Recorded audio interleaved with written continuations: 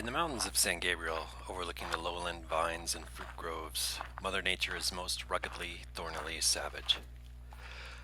Not have I ever made the acquaintance of mountains more rigidly inaccessible. The slopes are exceptionally steep and insecure to the foot of the explorer, and thorny chaparral constitutes its chief defense. John Muir, Steep Trails. Muir's description is a little harsh, but it does paint a good image of how I first encountered these mountains a couple years ago. The trail is quite steep, and until you reach the tree line, it's very much a desert landscape. But in the winter, after the rains, it's green. I recorded this video on a rare sunny day early in February. I just changed jobs again, and I gave myself one day off in between the jobs and decided to spend that day hiking. I've hiked this lower part of the trail several times, but I'd never seen it so green. Water was running in the usually dry canyon, and it felt like I was visiting a new place. I was on the Mount Wilson Trail, and the trail as I know it was built in 1864 by Benjamin Wilson to obtain lumber for his ranch. Fun fact, his ranch was on the land that is now the Huntington Library and Gardens, which is a great place to visit if you get a chance. But the mountain was here long before Mr. Wilson started taking trees for his lumber, and there are records from as old as 1771 of the path being used by the native Tongva people, and it's logical to assume they were hiking here before that. But these were not my thoughts on that sunny day in February.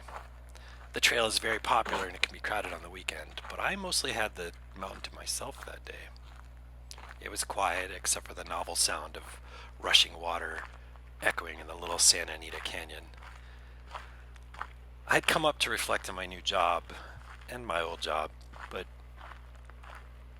I was just enjoying the day and being out in nature.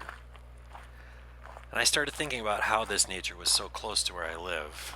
I started thinking about the wild edge. The wild edge. I first read that phrase in Jonathan Lethem's book, The Feral Detective.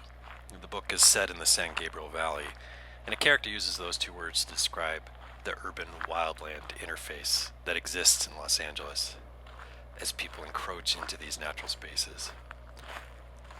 I don't remember too much from the book, but those words stuck with me. I had walked to this trail from our house. We live in a small city, but we're among the 10 million city dwellers here in Los Angeles County. Our town is at the foot of the mountains, and living here does feel like the wild edge. Bears, coyotes, and deer are often seen in town. There are warnings of mountain lions. Not that I've ever seen one. The sea of man-made structures ends here and is quickly replaced by cacti and Muir's thorny chaparral. The rampart of mountains creates a stark line between where the people live and where they don't, that maybe doesn't exist in other places.